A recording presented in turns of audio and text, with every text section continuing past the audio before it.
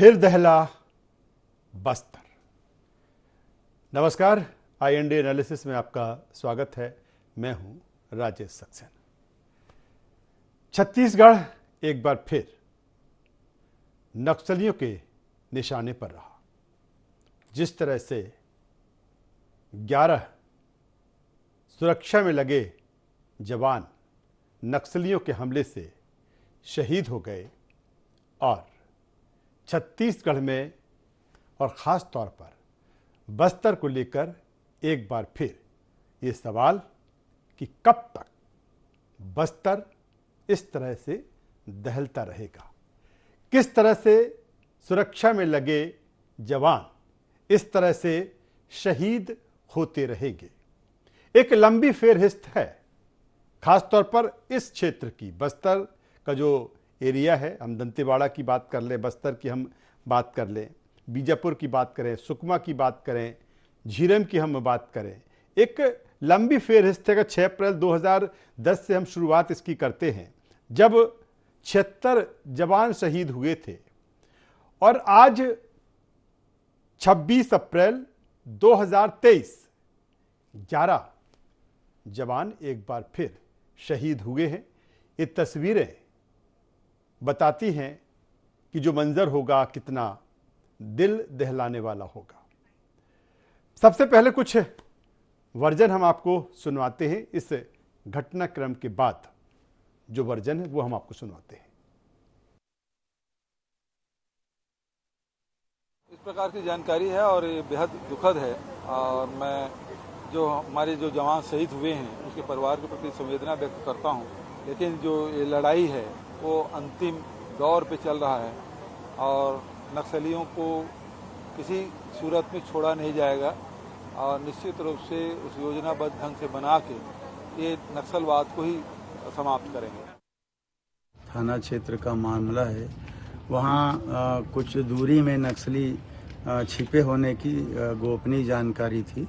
DRG के जवान रवाना किए गए थे। सर्चिंग के बाद लौट रहे थे तो ID ब्लास्ट किया गया है, जिसमें 10 जवान और एक ड्राइवर की मृत्यु हुई है। कुल 11 लोगों की शहीद हुए हैं 11 लोग, ऐसी जानकारी अभी मिल रही है। एक्स्ट्रा फोर्स, सपोर्टिंग फोर्स रवाना कर दिया गया है।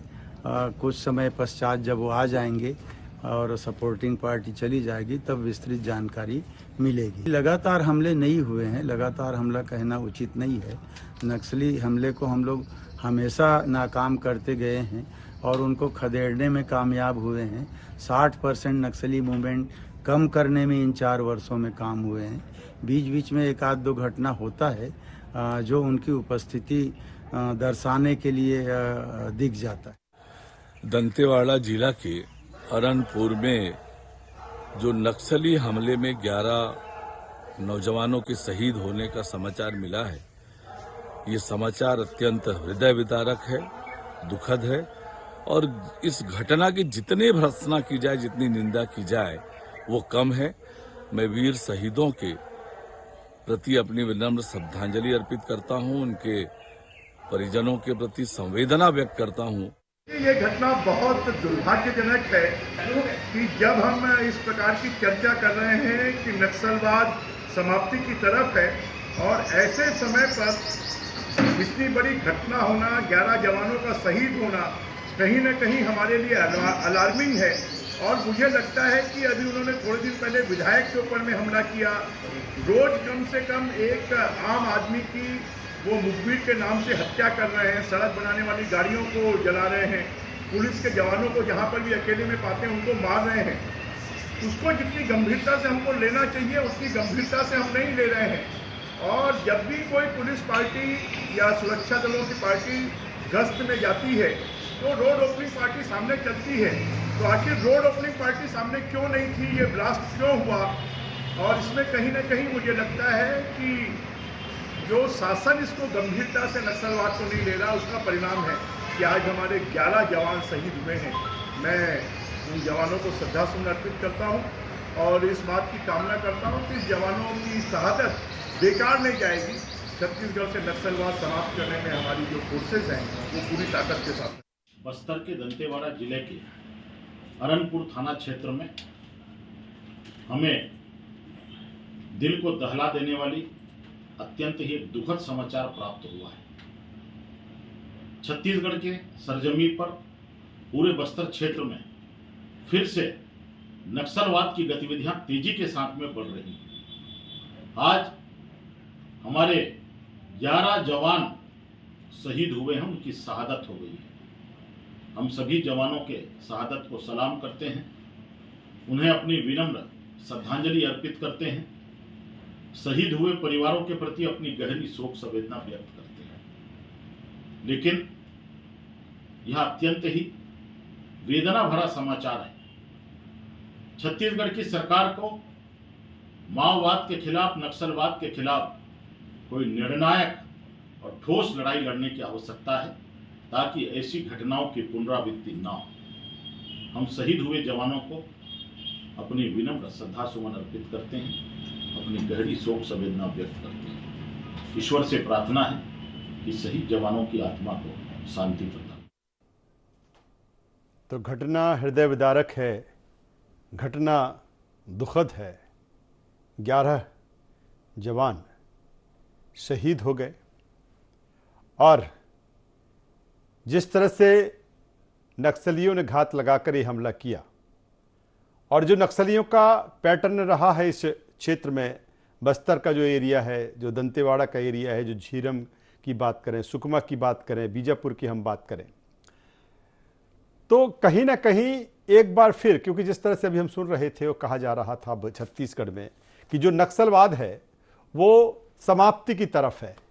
लेकिन जब हम ये कहते हैं कि नक्सलवाद समाप्ति की ओर है और फिर इस तरह की घटना सामने आ जाती है, तो फिर सवाल खड़े हो जाते हैं कि क्या छत्तीसगढ़ में अभी भी नक्सलवाद की जो जड़ें हैं वो काफ़ी मजबूत हैं। आज इसी पर हम चर्चा करेंगे, बातचीत करेंगे, पहलुओं को जानने की कोशिश करेंगे कि आखिर क्या इसके पीछे अब वजहें रही हैं जब हम नक्सलवाद समाप्ति की बात करते हैं। 2 मेहमान हमारे साथ इस चर्चा में सबसे पहले जुड़ रहे हैं, उनका मैं आपसे परिचय करा देता हूं, फिर इस चर्चा को हम आगे बढ़ाएंगे। हमारे साथ में है शशि भगत जी, कांग्रेस के प्रवक्ता हैं, नेता हैं। शशि जी, आपका स्वागत है। हमारे साथ में है निशिकांत पांडे जी, भाजपा के प्रवक्ता हैं, नेता हैं। निशिकांत जी, आपका स्वागत है। और सबसे पहले शशि भगत जी, आपके पास में आता हूं। आज का ये जो पूरा घटनाक्रम है जिस पर हम आज IND एनालिसिस करने जा रहे हैं, निश्चित तौर पर दुखद है, हृदय विदारक है, क्योंकि 11 जो जवान हैं वो शहीद हुए हैं।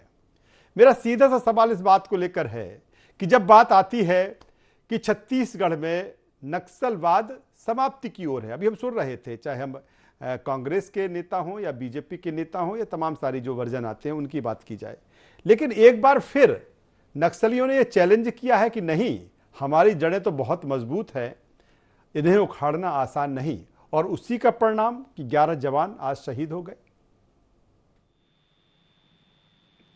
ये बहुत दुखद पहलू है कि हमारे DRG के जवान शहीद हो गए हैं और इस बात की पुनरावृत्ति ना हो, ऐसा करके पिछले टाइम भी जब हुआ था ऐसा वाकया 2018 के आसपास, तब भी हमने बात सरकार ने रखी थी, सभी लोगों ने रखी थी, पक्ष चाहे विपक्ष, और निश्चित रूप से समाप्ति की ओर तो है, लेकिन कुछ ऐसे तत्व आ गए हैं जिनकी वजह से आज ये वाकया, ये शहादत का दिन, ये तकलीफ हमारे छत्तीसगढ़ की जनता नहीं, पूरे देश की जनता के लिए झेलना पड़ रहा है। अब देखना ये है कि इसकी समाप्ति में जो बाधक हो रहे हैं, इनको समाप्त हम कब तक कर पाएंगे, इसके लिए लेकिन शशि भगत जी, एक सवाल यहाँ पर यह है कि अभी कुछ दिन पहले आपके पार्टी के विधायक जिस तरह से विक्रम मंडावी जी के ऊपर हमला हुआ था, क्या उस समय उस घटनाक्रम को बड़ा कैजुअल ले लिया गया? क्योंकि गृह मंत्री ही कहने लगे थे कि उनसे कहा गया था कि आप सुरक्षा ले लीजिए, ये कहा गया था कि आप हेलीकॉप्टर से वहां पर जाइए, क्योंकि उस घटनाक्रम के बाद जिस तरह की चीजें हुई हैं, क्या वहां पर इंडिकेट कर दिया था नक्सलियों ने कि कहीं ना कहीं इस तरह की जो चीजें हैं वो अभी भी बरकरार हैं छत्तीसगढ़ में? देखिए, इंडिकेशन उसको न कहा जाए, बल्कि ये कहा जाए उसको कि ये एक्सीडेंटल था। इस तरह की चीजें को इंडिकेट करने के लिए तो कोई भी आपराधिक तत्व, कोई असामाजिक तत्व नहीं करते। और वो सीधा सीधा ये था कि हम किसी को आहत करें, हताहत करें या फिर हम नुकसान पहुंचाएं। ये हम सभी के लिए सोचने और सतर्क रहने का विषय है।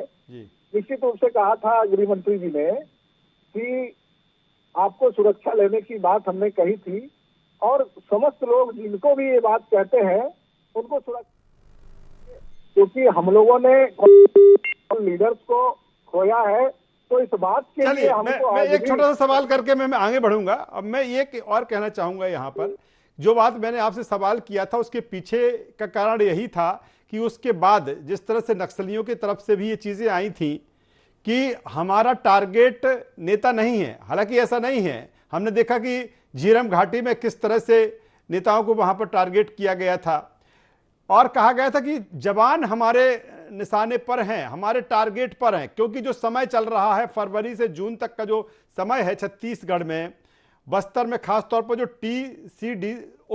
टीसीओसी जो इनका एक मूवमेंट चलता है, कहीं ना कहीं टैक्टिकल काउंटर जो पूरा एक इनका कैंपेन है वो वहां पर चलता है और उसी के अनुसार ये चैलेंज करते हैं कि नहीं, जो नक्सलवाद है वो अभी पूरी तरीके से छत्तीसगढ़ में है। उस समय बड़ा, इसीलिए मैंने सवाल किया कि इसको कैजुअली ले लिया गया। आदरणीय सक्सेना जी, एक बात बताऊं मैं कि कोई भी असामाजिक तत्व चाहे किसी भी जात धर्म बिरादरी के क्यों ना हो। चलिए शशि भगत जी, वर्णिका शर्मा जी हमारे साथ जुड़ चुकी हैं, नक्सल एक्सपर्ट है। वर्णिका जी, स्वागत है आपका ID24 में। जी। बहुत दुखद पहलू है वर्णिका जी जिसकी चर्चा आज हम दिन भर से कर रहे हैं जब से ये घटनाक्रम छत्तीसगढ़ से सामने आया है। मेरा सीधा सा सवाल ये है कि जिस तरह की चीजें नक्सलवाद को लेकर हैं या जिस तरह का मूवमेंट इस समय फरवरी से लेकर जून तक जो नक्सली चलाते हैं, क्या जो पूरा ये घटना घटित हुई है इसके पीछे सुरक्षा की चूक मान लिया जाए इसे? नहीं, केवल किसी एक चीज पे जिम्मेदारी दे देना बहुत जल्दबाजी होगी ऐसा मुझे लग रहा है जी। क्योंकि अभी घटना के बहुत सारे पहलू निकल करके सामने आएंगे।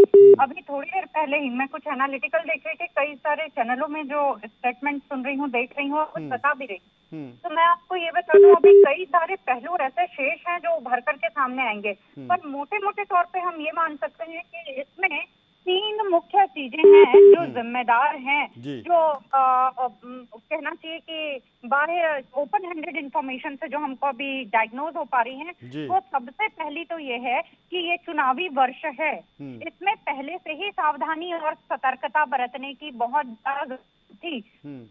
ग्रीष्म हैं जो अभी मैंने देखा है, तो सबसे ज्यादा माओवादी हिंसक वारदातें इन दिनों में होती हैं। और तीसरी चीज ये होती है कि इस क्षेत्र में दंतेवाड़ा को जो कभी कहा जा रहा था, कि मैं खुद भी लिखती थी अपने रिसर्च में कि दंतेवाड़ा पिछले कुछ वर्षों में यहाँ से नई भर्ती नहीं हो रही है या लोग रातू जैसी योजनाएं चल रही हैं। आज ही कई क्षेत्रों में मैंने पढ़ाया है और आज वहाँ पे इतनी हिंसक वारदातों का हो जाना मतलब स्पष्ट पता चलता है कि अब भी नक्सली। लेकिन वर्णिका जी, एक बात है, ठीक है, आप जो बात कह रही हैं तमाम पहलू हैं और जिस तरह से जांच होगी वो पहलू निकल कर आएंगे। लेकिन जिस तरह से कहा जाता है, एक तरफ बात मैंने अभी शशि भगत जी से भी यही बात की थी कि जो चर्चा छत्तीसगढ़ में अब है कि नक्सलवाद समाप्त हो रहा है, लेकिन इस वारदात से, इस घटनाक्रम से नक्सलियों ने कह दिया कि ऐसा नहीं है, अभी जड़ी मजबूत है। लेकिन मेरा सवाल इस बात को लेकर है कि जो समय होता है फरवरी से जून तक, आप बेहतर तरीके से बता पाएंगी कि जो नक्सली, जो माओवादी होते हैं, एक टैक्टिकल काउंटर ऑफेंसिव कैंपेन जिस तरह से वो चलाते हैं, टीसीओसी चलाते हैं, तो क्या इसके जरिए एक चैलेंज उन्होंने इस घटना को अंजाम देकर किया है कि नहीं, नक्सलवाद समाप्त नहीं हुआ, एक चैलेंज किया है इसके जरिए? जी बिल्कुल, वो तो टैक्टिकल काउंटर ऑपरेशन जो शब्द से ही स्पष्ट हो जाता है, जिसको टीसीओसी कहा जाता है सामान्य भाषा में, जो हम सभी अखबारों में या चैनलों में पढ़ते सुनते रहते हैं।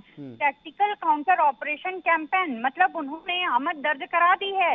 जनवरी के एंड में उन्होंने मीन्स ऑफ प्रोपागेंडा यानी प्रचार के विभिन्न तंत्रों का उपयोग करके अपनी आमद दे दी चलिए अहमद दीदी बढ़कर जी आप बने रहिए। हम चाहेंगे कि हालांकि ठीक है जब जांच के बाद जो चीजें आएंगी, लेकिन मैं आपसे भी समझना चाहूंगा इसके कि क्या टेक्निकल इशूज है। मैं सीधे तौर पर निशिकांत पांडे साहब के पास में आता हूं। निशिकांत जी, जिस तरह से पूरा घटनाक्रम है, और चाहे बीजेपी की सरकार हो या चाहे कांग्रेस की सरकार हो, जब इस तरह की चीजें होती हैं निश्चित तौर पर दुखद ये पहलू होते हैं, और दलगत राजनीति से ऊपर उठकर इस तरह की चीजें होती हैं। मैं आपसे जानना चाहूंगा कि जिस तरह का ये घटनाक्रम है कि लग रहा था कि कहीं ना कहीं अब जो नक्सलवाद है वो छत्तीसगढ़ में कम हो रहा है या समाप्ति की ओर है, इस तरह की जो चीजें हैं, क्योंकि अगर गृह मंत्री अमित शाह की बात करें, उन्होंने सीएम भूपेश बघेल से भी उन्होंने बात की है, हर संभव मदद की बात की है, हर बार भी लगभग यही होता है। लेकिन क्या जो नक्सलवाद है अभी पूरी तरीके से जड़ें जमाए हुए हैं छत्तीसगढ़ में, और एक चैलेंज है चाहे वो बीजेपी हो चाहे कांग्रेस के लिए? चैलेंज तो है। सबसे पहले तो जो हमारे शहीद हुए जवान हैं उनको श्रद्धांजलि अर्पित करता हूँ, उनके परिवार के प्रति संवेदना व्यक्त करता हूँ, क्योंकि बहुत बड़ी घटना है, बहुत दुखद घटना है। अब इसमें आते हैं कि देखिए, जब ये घटनाएं हो रही हैं तो इसके पीछे की जो मंशा है, लगातार घटनाएं होती जा रही हैं, और कुछ एक हफ्ते पहले इनके विधायक के वो काफिले पे हमला हुआ था, उसके पहले भाजपा के कार्यकर्ताओं को चुन चुन के मारा जा रहा था। आप थोड़ा सा 4 साल बैक जाइए, जब इनकी सरकार बनी थी उसके बाद हमारे बड़े नेता और विधायक भीमा मंडावी जी की हत्या हो गई थी। तो कहने का तात्पर्य ये है कि आप इसको कहीं गलती से हल्के में तो नहीं ले रहे हैं, मेरा संशय है इस पे, क्योंकि जिस प्रकार से ये घटनाओं को अंजाम दिया गया है, और जैसा वर्णिका जी ने बताया, वास्तव में हकीकत तो यही है कि ये जनवरी से जो जून का महीना है बहुत ही घातक होगा, और खास करके जब चुनावी वर्ष में हम जा रहे हैं, वो अपनी उपस्थिति दर्ज कराने की कोशिश कर रहे हैं, लेकिन क्या इंटेलिजेंस को इस बात की चर्चा करनी थी, इसकी जानकारी लेनी थी, और क्या इस पे और कुछ सख्त कदम उठा के, और मतलब जो रोड ओपनिंग पार्टी होती है जो सेना के साथ आगे चलती है, उसकी व्यवस्था हो सकती थी? क्या मतलब जो बम स्क्वाड वाले होते हैं वो इसको आइडेंटिफाई कर सकते थे क्या? जो अप्रोच की बात आपने की, अगर आप अभी गृह मंत्री का स्टेटमेंट देखेंगे तो वो अप्रोच आपको समझ में आ जाएगा, कितना नॉर्मल अप्रोच के साथ वो बात कर रहे थे। हालांकि इतनी बड़ी घटना है, अभी कोई राजनीति करने का विषय नहीं है, हम इनके साथ खड़े हैं। सरकार अगर हमारी लायक कोई काम है, हमसे कोई उम्मीद है, तो हम आपके साथ खड़े होकर चला जाते हैं, लेकिन एक ही बात पे कि एक एक को चुन चुन को मारा जाए जो इस घटना में शामिल है। ऐसे अपराध को और अपराधियों को सजा मिलनी ही चाहिए, और सख्त सख्त कार्रवाई होनी चाहिए। और आखिरी पायदान पे जो आखिरी गांव में भी कोई नक्सली बैठा है, देखिए राजेश जी, एक तो मैटर करता है कि आइडेंटिफिकेशन का बड़ा दिक्कत है, नक्सली और ग्रामीण परिवेश में बहुत ही सिमिलरिटी है वहां पे, लेकिन भाषा के साथ और आपके जो इंटेलिजेंस हैं वो उससे कुछ इनपुट लें और आइडेंटिफाई करें, आइडेंटिफाई करके उनको पकड़ा जाए, उनको शूट करना है शूट करें, जेल भेजना है जेल भेजें, कोई मानव अधिकार की चिंता ना करें, आप शूट कीजिए। ऐसे जो हत्यारे हैं जो हमारे वीर शहीदों को, वीर जवानों को शहीद कर रहे हैं, कायरतापूर्ण कार्रवाई कर रहे हैं, उनके साथ तो कोई भी मर्सी की अपील नहीं की जानी चाहिए। इनसे चलिए मैं चाहूंगा इस चर्चा में भी चाहूंगा कि इधर उधर की ज्यादा बात ना होकर एक पॉइंट टू पॉइंट, क्योंकि मैं शुरू से कह रहा हूं कि दुखद पहलू है, संवेदनशील पहलू है। मैं सीधे शशि भगत जी आपके पास में आता हूं। जब यूपीए की सरकार थी और पी चिदम्बरम जिस समय उन्होंने इसको लेकर ग्रीन हंट ऑपरेशन, एक खासतौर पर साउथ में जिस तरह से नक्सलवाद पनपा हुआ था, उसको समाप्ति के लिए एक ग्रीन हंट ऑपरेशन चलाया था और वो कारगर भी साबित हो रहा था। लेकिन आप ही के दल के नेता जिस तरह से दिग्विजय सिंह की हम बात करें, कहीं ना कहीं उन्होंने इसको रुकवा दिया था। अगर वो ऑपरेशन वाकई जारी रहता जो खासतौर पर नक्सलवाद को समाप्त करने के लिए था, तो उसके इफेक्ट और इंपैक्ट दोनों आज देखने को मिलते। वहां पर एक चूक हुई थी। क्या है, तत्कालीन परिस्थितियों को देखते हुए दिग्विजय सिंह चूंकि यहाँ के विषय में बहुत बखूबी जानते हैं, तो उन्होंने ये बात कहा था।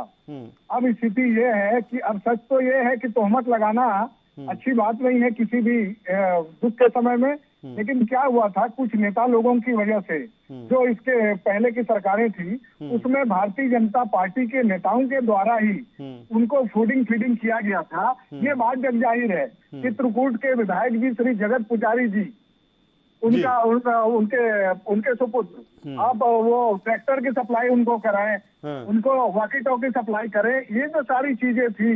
और भारतीय जनता पार्टी के सांसद महोदयान के द्वारा उनको चंदा दिया जाना और वहाँ उनसे रसीद बरामद होना और नक्सली लोगों के द्वारा एक पूर्व मंत्री के पास आना जाना, खाना खाना, ये एक किताब में लिखी हुई है, श्री चक्रवर्ती जी की किताब में। और 10 बरस हो गए, उस पर कोई खंडन किया ना कोई कार्रवाई नहीं हुई। तो ये सारा जो चीज है अपने क्षणिक लाभ के लिए कुछ नेतानुमा लोगों के द्वारा किया गया की गई चूक है, की गई बचकाना हरकतें हैं, जिसकी वजह से आज तक ये लोग समाप्त नहीं हो पाए। ये सारी जो चीजें हैं, चलिए शशि भगत जी, वर्णिका शर्मा जी जुड़ी हुई हैं। चलिए ठीक है, वर्णिका शर्मा जी के पास में आ जाता हूं। वर्णिका शर्मा जी, जिसका जिक्र मैंने जो हमारे कांग्रेस के सम्मानीय प्रवक्ता हैं शशि भगत जी, मेरा सवाल इसी बात को लेकर है कि उस समय ग्रीन हंट एक बेहतर जो ऑपरेशन चलाया जा रहा है, बेहतर तरीके से उस समय के जिस तरह से जो चीजें, जो रिजल्ट सामने आए थे, कहीं ना कहीं एक बेहतर ऑपरेशन वो साबित हुआ था। और फिर जिससे उसे रुकवाया गया और कहा गया कि जिस तरह से कहा गया गोली या बोली, जो इस तरह की चीजें आई थी, क्या अब वो समय है उन चीजों को लेके, जिस तरह से ग्रीन हंट ऑपरेशन की हम बात कर रहे हैं? क्योंकि हम जब दावे तो बहुत हो जाते हैं, हम कहने लगते हैं कि नक्सलवाद समाप्त हो रहा है, और जब हम ये कहते हैं तो तत्काल जो नक्सली हैं वो अपने रूप दिखा देते हैं। बिल्कुल बिल्कुल, ये ना बहुत जल्दबाजी करते हैं शायद हम स्टेटमेंट देने में कि नक्सलवाद अभी समाप्त होने ही वाला है या नक्सलवाद समाप्त हो गया है। नक्सलवाद को समाप्त करने के लिए ये विधि जो अपनाई जा रही थी, ये ऑपरेशन या स्ट्रैटेजी अपनाई जा रही थी, वो बहुत अच्छी थी। ये स्ट्रैटेजी गलत थी, अचानक से आके रोक दिया जाता है। ये जो लगातार वेरिएशंस आते हैं ना, आप इन्हीं वेरिएशंस में अपना आंसर आज की घटना का ढूंढ सकते हैं। मैं तो ये कहूंगी कि ये जो वेरिएशंस लगातार आते हैं, इसमें कभी बोलते हैं कि बोली से ठीक होगा, कभी गोली से ठीक होगा, समानांतर क्यों नहीं चल सकता कोई प्रक्रम? मैं ये कहूंगी लघुकालिक और दीर्घकालिक तमाम उपायों को पैरेलल रखते हुए जिन भी राज्यों ने या जिन भी देशों ने इंसर्जेंट्स का सामना किया है, वो ही देश इंसर्जेंसी से मुक्त हो पाए हैं। सीधी सी बात है। जी, दूसरी तरफ बात वर्णिका जी ये भी है, सरकार छत्तीसगढ़ में किसी की भी रही हो, चाहे वो बीजेपी की गवर्नमेंट रही हो, चाहे कांग्रेस की गवर्नमेंट रही हो, जो नक्सलवाद है वहां पनपता रहा, फलता फूलता रहा। एक लंबा, अगर हम 6 अप्रैल 2010 से चलते हैं, जब दंतेवाड़ा में 76 जवान शहीद हो जाते हैं, फिर चाहे हम बात करें 2017 में, 15 में, लगातार एक लंबी फेरहिस्त इसकी है। फिर जिस तरह से 2023 का उस घटनाक्रम का हम जिक्र कर रहे हैं, जो आज ये घटना हुई है, तो उसके पैर तो लगातार जमे हैं वर्णिका जी। जी, एक्चुअली जब ये सभी, कोई भी दल हो, मैं किसी एक दल पे नहीं बोलूंगी, जब सब अपना पीठ थपथपा रहे होते हैं कि माओवाद खात्मे की ओर है या खत्म हो चुका है, तो एक्चुअली उस समय हम डीप लेवल पे जाके ये नहीं समझ रहे होते हैं कि माओवाद खत्म नहीं हुआ होता है। क्या वो क्षेत्र भयमुक्त हो गया है, या सिर्फ मुख्यालयों से लगे क्षेत्रों को भयमुक्त कर देने से माओवाद खत्म हो जाता है? नहीं। चलिए वर्णिका जी, क्योंकि वक्त कम है, मैं निशिकांत पांडे साहब के पास में आता हूँ। निशिकांत जी क्या कहेंगे? बिल्कुल, वर्णिका जी जो बात कह रही हैं, और जो हमारे शशि भगत जी भी बात कर रहे थे कि भाजपा के नेता और उनके पुत्र, शशि भगत जी ये वक्त नहीं था ऐसी बात करने का, राजनीति करने का। राजनीति करने की आवश्यकता भी नहीं थी, इतना दुखद घटना हुआ है, आप कैसे ऐसी बातें कर सकते हैं? अभी आप अपनी पीठ थपथपा रहे, 4 साल से लगातार हमने नक्सलियों को खत्म कर दिया, हमने जंग जीत ली। लगातार घटनाएं बढ़ती जा रही है प्रदेश में, भाजपा के वरिष्ठ कार्यकर्ताओं से लेके आम जनता तक को चुन चुन के मारा जा रहा है, आपके विधायक पे हमला हो जा रहा है। आज इतनी बड़ी घटना हो गई, आपको थोड़ा सा भी शर्म आता है? कैसी बात कर रहे हैं आप? कहाँ की बात कर रहे हैं? कैसे बात रखना चाहिए? उन परिवारों की चिंता कीजिए जिनके लड़के आज शहीद हो गए, 11 जवान शहीद हो गए, उनके परिवार की चिंता कर लीजिए। आप जो बात कर रहे हैं, अभी तक तो आपका भेंट मुलाकात सीएम का खत्म नहीं हुआ है, भात खा रहे थे बैठ के, उनका फोटो आ गया। राजनीति करनी है तो ऐसे कर लो राजनीति, थोड़ा सा नैतिकता दिखाओ शशि भगत जी। हृदय विदारक घटना, इतनी बड़ी घटना पे आप लोग ऐसी राजनीति करते हैं, आपको शर्म नहीं आती? सरकार आपकी है, सिस्टम आपका है, इंटेलिजेंस आपका है, रोड ओपनिंग पार्टी क्यों नहीं थी? कई तरह के सवाल है, लेकिन जैसा वर्णिका जी ने कहा, कई तरह के सवाल हैं, किसी और एक हर पे बार बांध सकते। निशिकांत जी, हर बार इस तरह की घटना के बाद जो सवाल होते हैं वो फिर एक बार सवाल ज्वलंत हैं, मुंह बाए खड़े हुए हैं।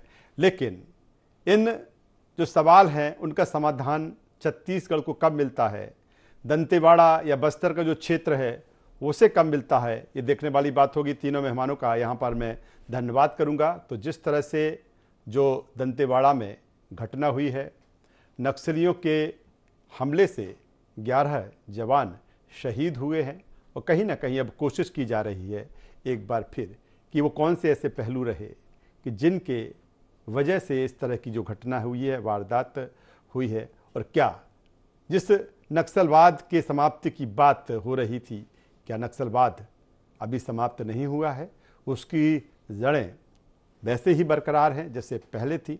तमाम सारी चीज़ें, तमाम सारे सवाल IND एनालिसिस में बस इतना ही। IND 24 पर खबरों का सिलसिला लगातार जारी है। अब बने रहिए हमारे साथ। नमस्कार।